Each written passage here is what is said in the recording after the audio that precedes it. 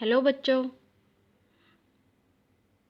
आज मैं आप सबके लिए एक निबंध लेकर आई हूँ जिसका शीर्षक है कोरोना की चुनौतियाँ। हम स्टार्ट करते हैं इसके परिचय से। कोरोना एक संक्रमित बीमारी है। यह जानलेवा भी हो सकती है। विश्व स्वास्थ्य संगठन ने इसे महामारी घोषित कर दिया है। यह बीमारी सीधे तौर पर हमारे श्वसन तंत्र को प्रभावित करती है। इसकी उत्पत्ति कैसे हुई वो बताऊंगी अब मैं। इस बीमारी की उत्पत्ति कोरोना नाम के वायरस से सबसे पहले 1930 में एक मुर्गी में हुई थी। 1940 तक कई अन्य जानवरों में भी पाया गया।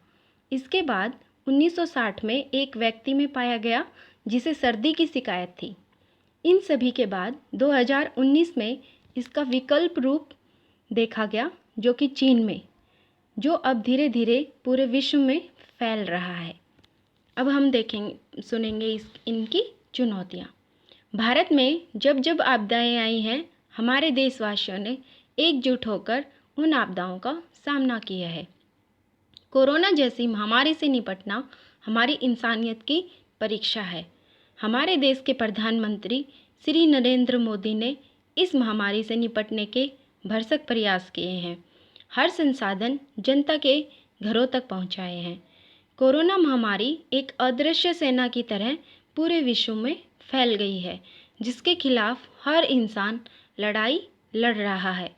इस महामारी ने स्वास्थ्य ही नहीं बल्कि अर्थव्यवस्था को भी तहस नहस कर दिया है। भारत की बात करें तो इसकी वजह से 6348 लोगों की जान जा चुकी है और 2,27,029 लोग इस बीमारी से संक्रमित हैं और 1,14,073 मरीज ठीक हो गए हैं, जो भारत की सबसे बड़ी उपलब्धि है। बच्चों, ये जो डाटा है ये मैंने 4-5 मई का लिया है, सो अब ये डाटा अलग है। ओके। कोरोना से लड़ने के लिए भारत में शटडाउन भी किया गया, जो अभी पूरी तरह से खुला भी नहीं है।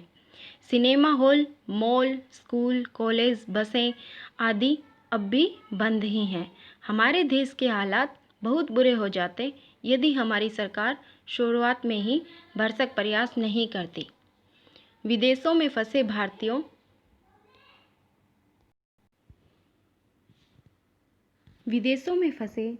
को लाने में सरकार ने न सिर्फ तत्परता दिखाई है, बल्कि भारत आने के बाद उनकी जांच और उनके क्वारंटीन के बेहतर उपाय किए हैं।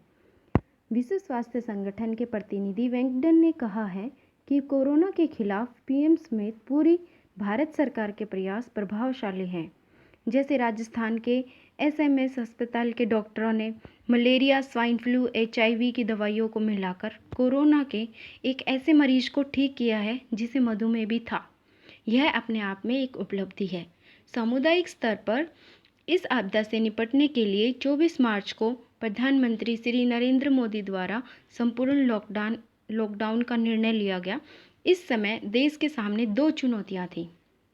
एक और इंसानियत की रक्षा की, दूसरी ओर आर्थिक हितों को बचाए रखने की चुनौती। बेशक दोनों चुनौतियां अभी भी बरकरार है, लेकिन दूसरी ओर अमेरिका जैसे देश मानव सम्मान की रक्षा को द्वितीय वरीयता पर रखकर अपने आर्थिक हितों को प्राथमिकता दे रहे हैं। तबलीगी जमात का बवंडर, सहयोग की बजाय पुलिसकर्मियों पर हमले, मजदूरों के पलायन में उपजा संकट जैसी चुनौतियां हमारे देश ने झेली हैं। भविष्य क्या होगा इसका, ये मैं आपको बता रही हूँ। भविष्य इस निर्णय पर मूल्यांकन कुछ इस तरह से करेगा कि वैश्वीकरण की प्रतिस्पर्धा और विकास की अंधी दौड़ में मानव जीवन का महत्व दूसरी वरीयता पर खिसकने लगे थे।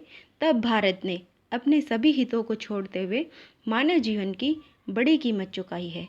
विकसित देशों की तुलना में भारत बेहतर है। इसके पीछे मोदी सरकार का मानवीय दृष्टिकोण अहम कारण है। अब मैं आपको बताऊंगी इसका उपसंहार।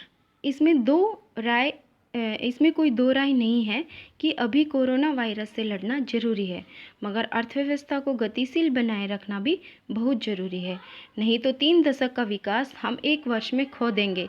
संकट के समय भारत के पास सुनहरा अवसर है कि दुनिया की अर्थव्यवस्था में अपना पहला स्थान लेने का, जो सैकड़ों साल पहले था।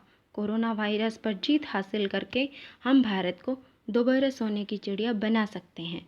धन्यवाद दोस्तों, यह प्रस्ताव, यह निबंध मैंने खुद लिखा है।